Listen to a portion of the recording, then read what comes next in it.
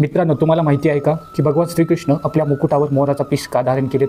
या मागील कथा त्रेतायुगाच्या संबंधित आहे. याला कोणताही ठोस पुरावा नाही, पण प्राचीन काळाची मान्यता आहे की वनवासात असताना एकदा माता सीतेला खूप तहान लागली होते.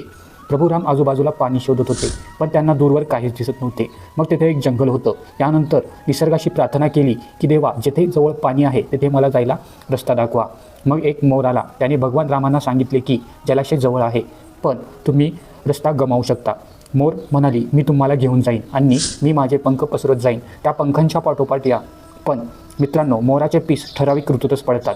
इतर कोणत्याही ऋतूत मोराचे पीस जबरदस्तीने गळून पडले तर त्या मोराचा मृत्यू होतो. प्रभू श्रीरामाचा मार्ग दाखविणाऱ्या मोराच्या बाबतीतही असंच घडले.